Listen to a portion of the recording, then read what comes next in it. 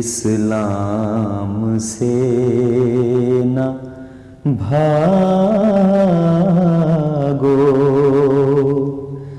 राहे हुदा यही. Masih banyak yang keliru beranggapan bahwa Jemaat Ahmadiyah adalah golongan di luar Islam, sesat dan menyesatkan. Anggapan ini sama sekali jauh dari kebenaran dan hanya didasarkan kepada persangkaan dan dugaan. Apa yang sedang terus dilakukan oleh Jemaat Ahmadiyah sejak didirikan pada tahun 1889 hingga sekarang justru membela dan mengagungkan agama Islam. Tayangan video berikut ini hanyalah sebagian dari sekian banyak kiprah yang telah dan sedang dilakukan oleh Jemaat Ahmadiyah di seluruh penjuru dunia untuk keagungan dan kejayaan agama Islam. Inilah peran Ahmadiyah dalam Islam. जिसने हमें बनाया मुझको कसम खुदा की जिसने.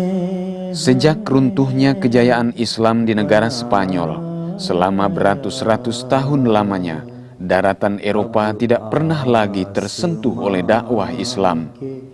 Setidaknya hingga pada masa Perang Dunia Kedua, tidak pernah ada lagi orang Islam yang pernah mencoba membuka dakwah di daratan Eropa. Untuk meneruskan misi dakwah kenabian Nabi Muhammad SAW itulah Jemaat Ahmadiyah melakukan dakwah Islam kepada segenap bangsa Eropa di berbagai negara di benua Eropa.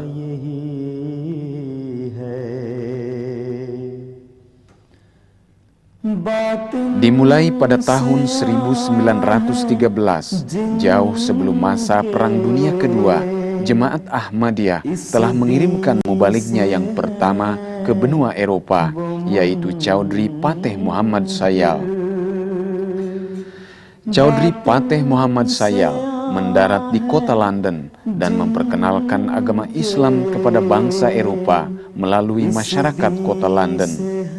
Dakwah Chaudhry Pateh Muhammad Sayal di kota London berhasil membuka jalan bagi berdirinya misi agama Islam di daratan Eropa, untuk kemudian tersebarnya dakwah kenabian Nabi Muhammad SAW kepada bangsa-bangsa Eropa lainnya.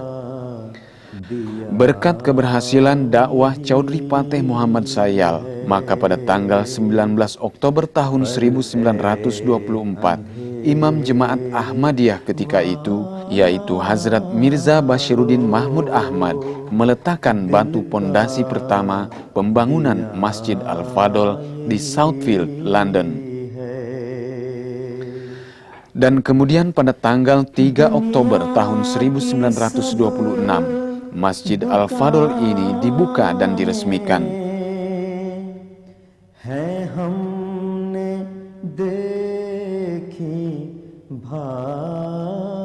Masjid Al-Fadl ini bukan hanya merupakan masjid Islam pertama di negara Inggris, tetapi juga merupakan masjid Islam pertama yang pernah dibangun di daratan Eropa sejak masa runtuhnya kejayaan Islam di Spanyol.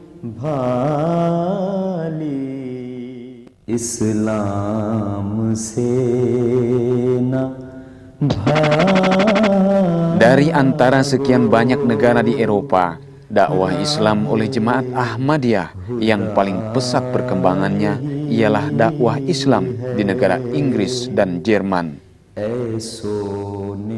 Di negara Inggris, setiap tahun progres dakwahnya memperoleh kemajuan demi kemajuan. Jemaat Ahmadiyah berhasil mendirikan masjid-masjid dengan berbagai bentuk dan ukuran di berbagai sudut kota di wilayah Inggris. Sebagian masjid yang telah selesai dibangun segera diresmikan dengan mengundang para pejabat dan anggota masyarakat setempat agar mereka dapat mengenal dan mengetahui agama Islam secara lebih dekat.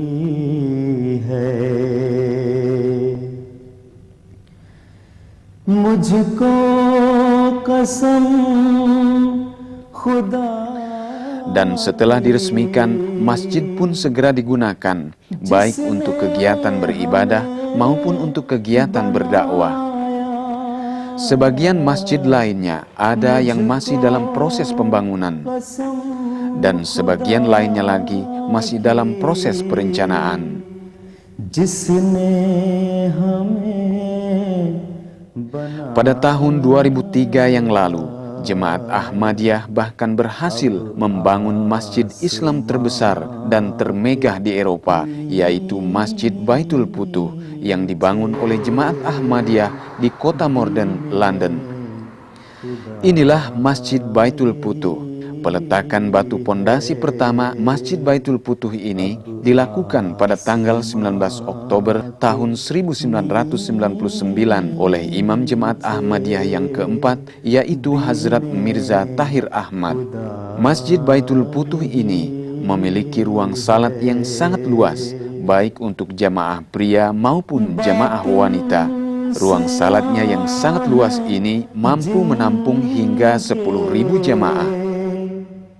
Ruang salatnya yang luas didesain sedemikian rupa sehingga para jamaah benar-benar merasa nyaman dan khusyuk beribadah.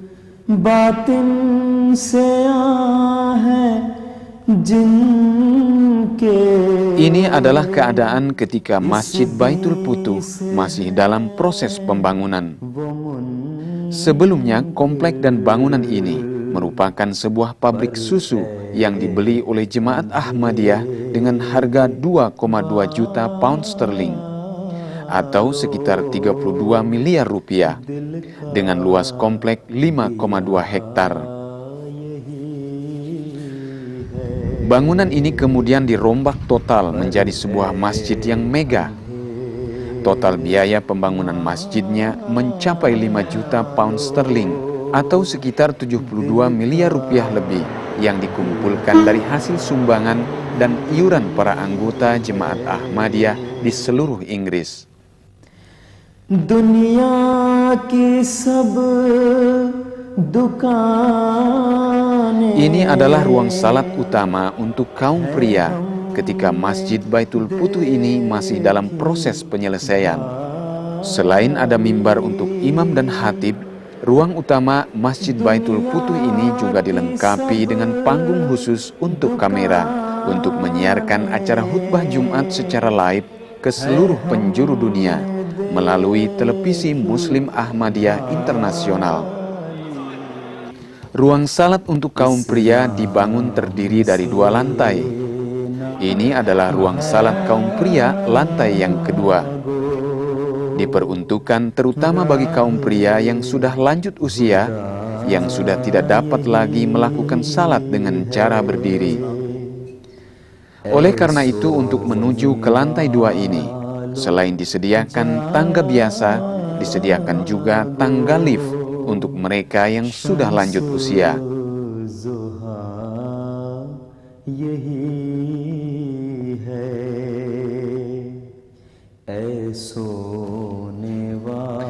Di bagian lain, yaitu di lantai dasar Masjid Baitul Futuh ini, juga dibangun ruang lain yang sangat luas, yaitu ruang salat khusus untuk kaum wanita. Inilah ruang salat untuk kaum wanita ketika masih dalam proses pembangunan. Ukuran ruangannya tidak berbeda jauh dengan ukuran ruangan salat untuk kaum pria. Di ruang salat kaum wanita ini disediakan juga ruangan salat khusus yang kedap suara. Ruang salat kedap suara ini diperuntukkan khusus untuk kaum wanita yang membawa anak-anak balita. Ruang salat ini sengaja didesain kedap suara agar suara tangis balita tidak mengganggu jamaah yang lainnya. Ibu-ibu atau anak-anak yang bawa anak-anak supaya nggak ribut dan bisik, sehingga itu lapisannya itu ada 3 lapisan kedap udara yang suara.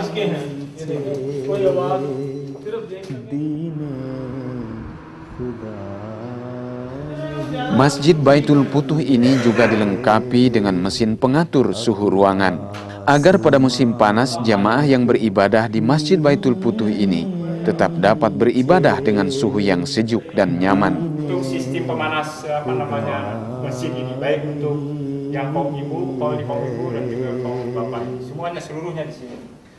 Demikian sebaliknya pada musim dingin, mesin pengatur suhu ini dapat memberikan suhu yang hangat ke seluruh ruangan salat sehingga para jamaah dapat tetap nyaman beribadah. Suhu yang diproduksi oleh mesin ini disalurkan melalui tiang-tiang yang ada di seluruh sudut ruangan Masjid Baitul Futuh ini. Tiang-tiang di Masjid Baitul Futuh ini didesain sedemikian rupa sehingga tiang-tiang ini dapat memancarkan suhu udara sesuai dengan yang dibutuhkan.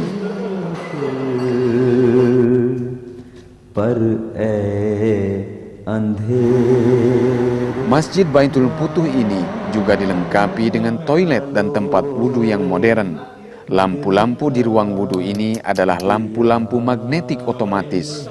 Lampu secara otomatis akan segera menyala pada saat ada jamaah masuk ke ruang wudhu atau toilet ini. Dan lampu akan segera mati dengan sendirinya jika dalam ruangan wudhu ini sama sekali sudah tidak ada jamaah yang menggunakan. Demikian juga keran-keran air untuk berwudhu. Di Masjid Baitul Futuh ini digunakan keran-keran air otomatis. Keran secara otomatis mengeluarkan air tanpa harus memutar atau menekan tombol apapun. Dan air akan dengan sendirinya keluar pada saat tangan para jamaah berada di dekat keran. Dan air akan berhenti sendiri pada saat keran selesai digunakan. Selain memiliki ruangan-ruangan yang luas untuk beribadah, Masjid Baitul Futuh ini juga dilengkapi dengan berbagai fasilitas lain penunjang kegiatan dakwah. Ini adalah ruang perkantoran untuk mengurus berbagai keperluan dakwah yang dibangun di bagian lain dari Masjid Baitul Futuh ini. Selain ada kantor tablik atau kantor untuk merancang berbagai kegiatan dakwah, Masjid Baitul Futuh ini juga memiliki ruangan-ruangan untuk kantor lainnya. Ini adalah kantor keuangan. Kantor untuk mengelola dan mengatur keuangan organisasi, baik uang yang masuk dari iuran pengorbanan dan infak dari para anggota Jemaat Ahmadiyah di Inggris, maupun keuangan yang keluar untuk berbagai kegiatan organisasi dan kegiatan dakwah. Ini adalah ruang administrasi untuk mengatur berbagai urusan administrasi organisasi. Kantor ini dilengkapi dengan berbagai fasilitas kebutuhan dan perlengkapan kantor yang modern. Ruang kantor administrasi ini juga dilengkapi dengan ruang tamu, baik untuk tamu intern maupun tamu-tamu lain yang datang berkunjung ke kantor ini. Kantor lainnya yang tersedia di Masjid Baitul Futuh ini ialah kantor khusus untuk panitia tetap Jalsah Salana atau panitia tetap acara pertemuan tahunan internasional yang diselenggarakan secara rutin setiap tahun. Kantor inilah yang mengatur dan merancang suksesnya kegiatan Jalsah atau pertemuan tahunan internasional. Mereka mengatur tamu-tamu yang datang dari berbagai negara di seluruh dunia. Dan mereka ini pula lah yang mengundang pejabat-pejabat penting pemerintahan dari berbagai negara, baik muslim maupun non-muslim. Sehingga pertemuan tahunan itu juga menjadi bagian dari kegiatan dakwah Islam kepada masyarakat yang non-muslim.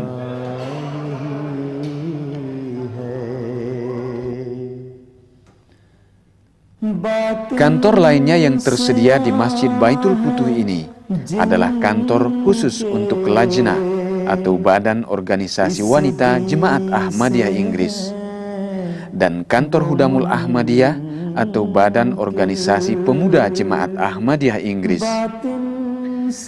Kantor Badan Pemuda Jemaat Ahmadiyah Inggris juga memiliki fasilitas kantor yang tidak kalah lengkapnya dengan kantor-kantor lainnya yang ada di Masjid Baitul Futuh ini. Kantor Masjid Baitul Futuh ini juga memiliki ruangan khusus untuk rapat pengurus Jemaat Ahmadiyah Inggris. Di ruangan inilah secara rutin dibahas dan dirancang berbagai permasalahan organisasi, termasuk rancangan-rancangan rencana kegiatan dakwah di negara Inggris. Selain memiliki ruangan khusus untuk percetakan dan penerbitan media-media dakwah, Masjid Baitul Futuh ini juga dilengkapi dengan sarana studio kontrol siaran televisi untuk menyiarkan berbagai kegiatan dakwah yang berlangsung di Masjid Baitul Futuh ini dengan siaran menjangkau ke seluruh penjuru dunia. Studio siaran televisi yang ada di Masjid Baitul Futuh ini memiliki berbagai fasilitas penunjang siaran. Ada ruangan studio yang luas, ruangan penerjemahan siaran ke dalam berbagai bahasa, ruangan untuk pengerjaan editing, ruangan untuk pengerjaan grafis dan animasi, serta ruang kontrol siaran dengan peralatan siaran standar profesional.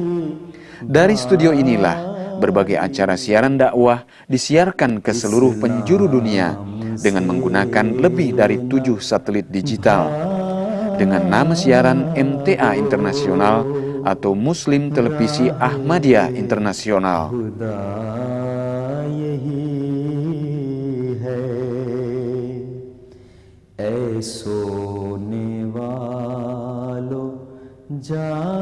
Untuk keperluan dakwah, Masjid Baitul Futuh ini juga memiliki ruangan lain yang sangat luas, yaitu ruang auditorium khusus untuk kegiatan dakwah. Ruang yang diberi nama Tahir Hall ini bisa menampung ratusan orang dan sengaja dibangun berdampingan dengan ruang salat Masjid Baitul Futuh ini untuk keperluan dakwah. Sekarang di ruangan ini secara rutin diselenggarakan berbagai kegiatan dakwah kepada masyarakat Inggris. Di antaranya kegiatan seminar, kegiatan simposium, dan kegiatan-kegiatan dakwah lainnya dengan mengundang berbagai kalangan non-muslim, baik para pejabat penting di Inggris maupun masyarakat biasa. Ini adalah salah satu acara dakwah yang berlangsung di Tahir Hall Masjid Baitul Futuh ini. Melalui acara-acara dakwah seperti inilah ajaran Islam dan ajaran Nabi Muhammad SAW diperkenalkan oleh jemaat Ahmadiyah kepada masyarakat Inggris. Sekarang Masjid Baitul Futuh ini telah menjadi salah satu bangunan penting yang dihormati oleh masyarakat Inggris.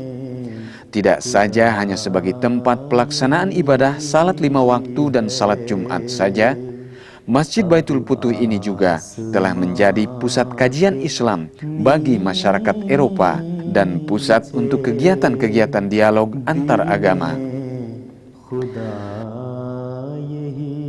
Dakwah Islam oleh jemaat Ahmadiyah di negara Inggris dilancarkan dengan berbagai cara. We had a Religious Founders Day meeting, and I personally have contacted the different politicians and Christian priests or like that to tell them real picture of Islam.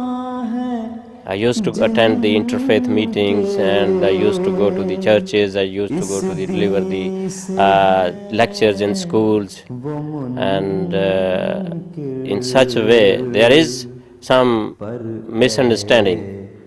So there is lot of chances to approach them and tell them the true Islam. You know, in media here, they are propagating so much against Islam. So there is a need we should hold such kind of meetings like Religious Founders Day, Peace and Society, Women in Islam, like that. So running issues we should tackle in such kind of meetings. So everybody appreciated us. Oh, Islam, teaching of Islam is nice and good. Dakwah Islam di wilayah Inggris yang dilancarkan oleh jemaat Ahmadiyah tidak hanya diarahkan kepada masyarakat biasa di Inggris, akan tetapi juga kepada masyarakat Inggris lainnya dari berbagai kalangan, baik kepada kalangan bisnismen atau pengusaha, kepada para wakil rakyat di parlemen, hingga kepada para pejabat pemerintahan, baik pemerintahan tingkat lokal maupun pejabat pemerintahan level nasional. Banyak kalangan termasuk dari kalangan pejabat di parlemen maupun di pemerintahan Inggris yang mendapatkan kesan positif tentang ajaran Islam yang diperkenalkan oleh Jemaat Ahmadiyah kepada mereka. I know many people who do believe in the future and in peace. Two of them have become my dear Ahmadi friends, Dr. Yahya Hassan Bajwa and Fida Hussein Waraj in Switzerland. The picture and the experience of Islam I have got through my Ahmadi friends is needed to put before the whole world, especially. This feeling I got also in the talk I had recently at the mosque on the topic Islam and human rights. The world should at least have a closer look with tolerance and exchange ideas with the Ahmadis if they really want to show the spiritual face of Islam to the world. For me, it's very encouraging for me that Jamaat members are motivated to help the suffering mankind, also being persecuted, some of it in their own countries. I believe that your presence here in our region, with all of the international guests that you have brought here today, with the international community that is watching through your own television channel, I believe this has a supreme value to humanity. I work in the European Parliament. I am a member of the Foreign Affairs Committee and a member of the newly formed Human Rights Subcommittee, and also we work on defense and cooperation.